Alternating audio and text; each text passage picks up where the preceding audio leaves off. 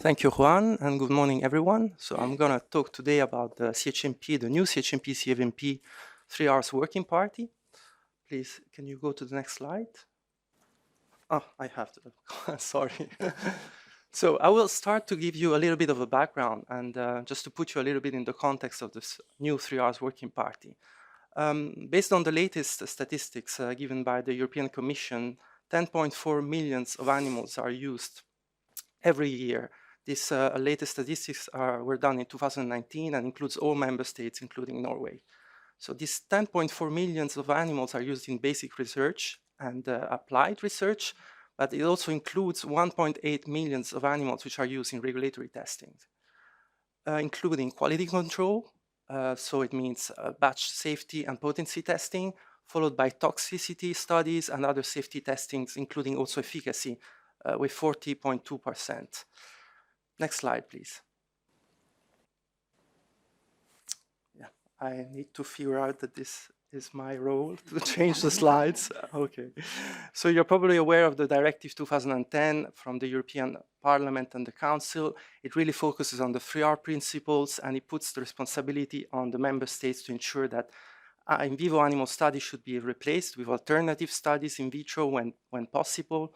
It also put the responsibility on member states to reduce the number of animals to a minimum in every study, and also as a final, member states have to ensure that there is a refinement, which means they have to ensure that to eliminate or reduce to a minimum any possible pain, suffering, distress, or lasting harm to the animals. So EMA responded very quickly to this directive by showing its commitment to the 3R principles. We released a statement in 2011 showing how EMA is committed to work on the 3R principles.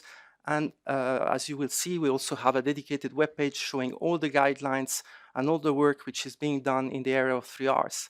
In 2010, also a new group was established, the 3Rs working group, and it was the first joint CVMP-CHMP working group dedicated to the 3R principles.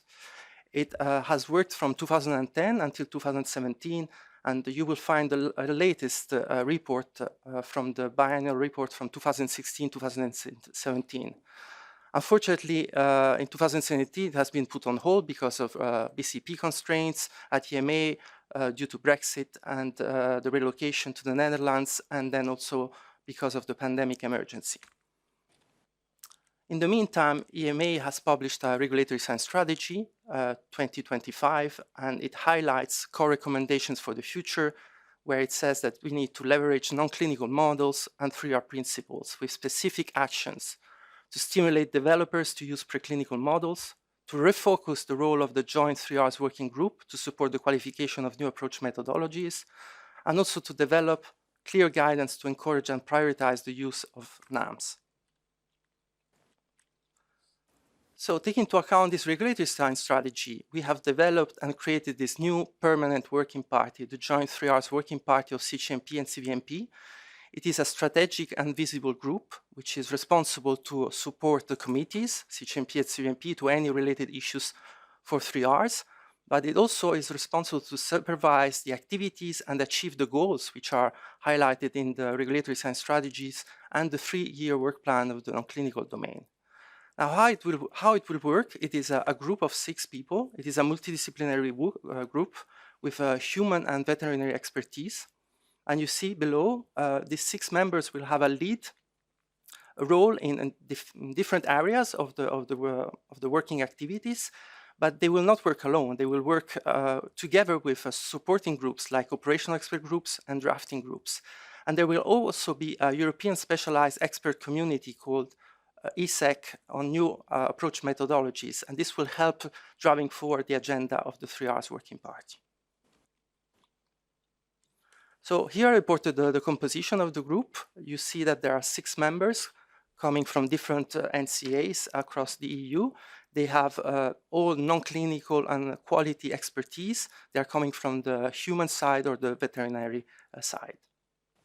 We also have quite a big secretariat to support this 3Rs working party. We have 3 people from the scientific side and also Savrula helping us with the administrative secretariat. I've reported here the webpage, which is online at the moment. And like a few days ago, we had the first stakeholder meetings of the 3 Rs Working Party. It was a very interesting meeting. We also had a public session in the morning where we showcased what we are going to do in the future, explaining all the work plan. And then it was followed by dedicated stakeholder meetings, targeted stakeholder meetings with industry, CROs, NGO and research consortia, but also animal welfare associations and EU agencies and observers from the European Commission. Now here I'm just highlighting the high-level strategic goals of the 3 Rs Working Party.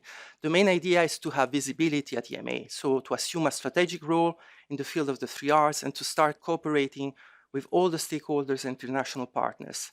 We also have to start moving all these methods that are being developed in research towards the regulatory use. So that's an important task of the 3 Rs Working Party, to ensure the integration of new approach methodologies in the regulatory framework. We also have to ensure the follow-up of the 3 Rs in batch release testing of human and veterinary medicinal products. As you have seen, there is a lot of animals that are being used for quality control and batch release testing. We, of course, have to review and update all the EMA guidelines since 2017 by introducing all the best practice regarding 3 Rs and also impact monitoring of implemented changes. We have to follow up and identify actions to reduce the use of non-human primates. As you know, there is a shortage of these animals, but it's also a very ethical issue regarding the use of non-human primates.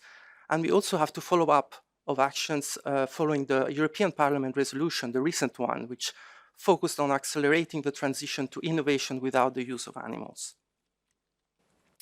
Now, when we think about non-animal methods, what is it that we're talking about? It's really 3 classes. It's mainly the in vitro methods that you might be familiar with. So any cell-based assays, 2-dimensional or any 3D constructs like organoids. But we also have in silico systems like computational methods using predictive QSAR technologies associated with databases.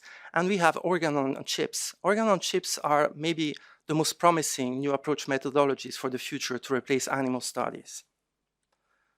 What are these organ on chips? They are microfluidic devices containing living engineered organ substructures in a controlled microenvironment. They try to recapitulate one or more aspects of the organ dynamics, functionality, and pathophysiological response in vivo under real time. Here I've reported one example of Emulate, which is the lung on a chip. As you see in the image, you have a section of this lung on a chip. You have a membrane where you cultivate the cells from the lung tissue above, and below you can use capillary cells. Then in these channels, you can use a flow of blood and a flow of air, and you can see how, for example, you can simulate an infection with bacteria. You can see how the white blood cells go through the membrane and kills the bacteria. And this is followed in vivo, in real time.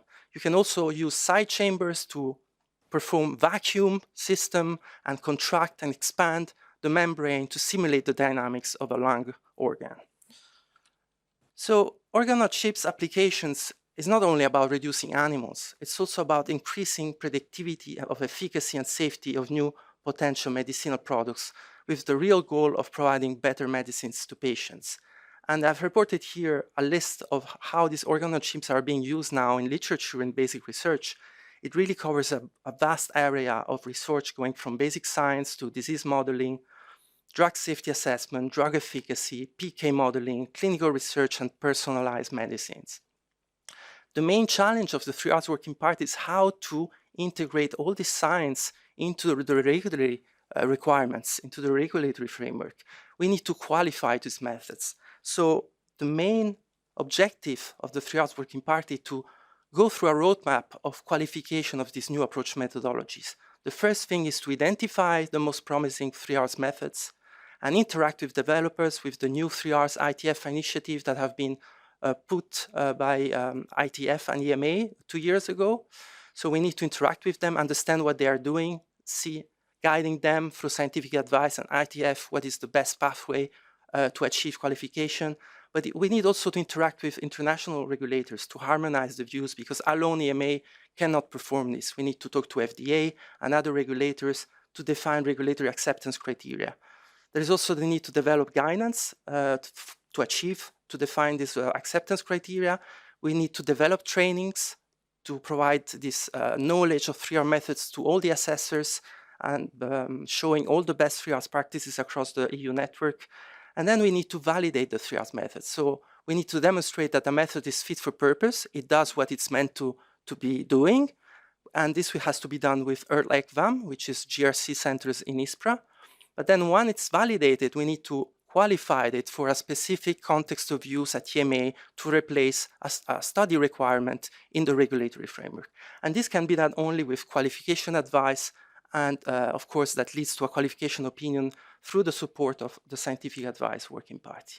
Now, I would like to reiterate that if you are interested in this program, this work plan, if you see any procedures which have this type of methods that are being developed or are being engaged in a procedure or used in a procedure, and you would like to report this information to the 3Rs Working Party, please come to us. I've put here the 3Rs EMA Europa.eu, which is the inbox of our 3Rs Working Party Secretariat. If you also want to be part of the ESEC, then contact us, and it will be a pleasure to welcome you and collaborate with you. And if you have any question, we can always do that during the panel session. So I'm finished. Thank you.